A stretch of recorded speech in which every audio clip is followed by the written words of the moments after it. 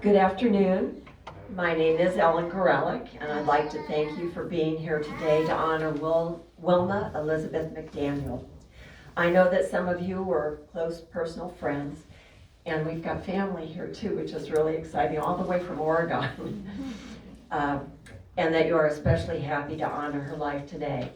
I just want to point out that Trudy was a wonderful friend to Wilma, and especially in her later days. When Wilma needed a little bit of help, Trudy was always there. Wilma was born in Oklahoma in 1918, and she was proud to call herself an Okie, as Ron had mentioned.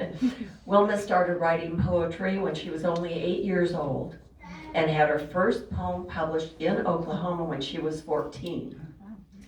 Wilma's family moved to California in 1936 during the Great Depression, and at the very end of the Dust Bowl era.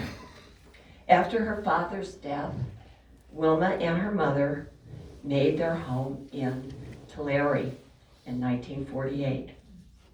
In 1971, Wilma approached Tulare Advanced Register editor Tom Henyon with a shoebox filled with poems written on scraps of paper and junk envelopes.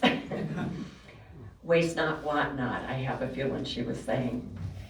For those who were lucky enough to know Tom, we can honestly say that he was a bit intimidating. How many of you knew Tom and thought he was intimidating? Oh yeah, okay. Yeah, Don's raising his hand.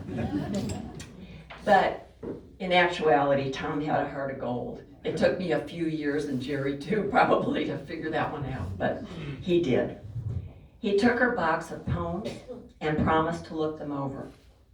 I think he was thinking, oh boy, what did I get myself into? But once he looked them over, the rest is history. Tom started publishing Wilma's poems in the Advanced Register and started to receive the recognition that she deserved. Wilma said that she wrote about what she knew, the life and people of Oklahoma and the fields of California. She said that her poems were just ordinary. This is a quote. Quote, just ordinary is so much of our lives. I love ordinary, unquote. A lot of other people do too, and she was named Tulare's Bicentennial Poet in 1975, and also Tulare's Poet Laureate. In 1986, National Geographic wrote a piece on the Dust Bowl and said about Wilma's poetry, quote, her poems make art of ordinary things. Flowers on a table and a tomato juice can, unquote. Wilma was also quoted in a New York Times article, quote, I feel that if I do not tell what I know about my past, it will be lost. I wrote what I wrote and lived what I lived, unquote. I bet a lot of us feel the same way, don't we? I first met Wilma in 1994 and thought of her as a very humble person and actually very shy. She was very down to earth and was also a kind soul whose Catholic faith seemed to mean a lot to her. She had written a poem about the old St. Aloysius church that was demolished for the new one to be built. But I knew that she always attended, when she could, St. Rita's, which is on Blackstone where she lived. Well, right by it.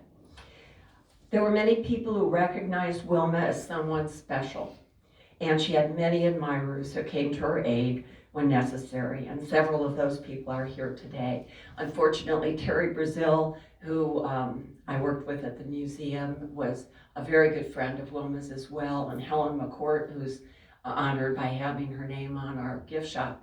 The three of us were like the Three Musketeers, and she was the fourth one. And we all kind of looked after her. And Wilma passed away in 2007 at the age of 88 and is buried in the Tulare Cemetery across the street from the apartment that she lived in for many years. I'm not laughing because she's in that cemetery, but it brought to mind something she had said about, she lived on Blackstone and the cemetery is right across the street from where she lived. She said she wasn't going to be moving far. She had a good sense of humor. She was both loved and admired and it is wonderful that she is being recognized for her literary accomplishments. I have no doubt that she would be very pleased. Thank you very much.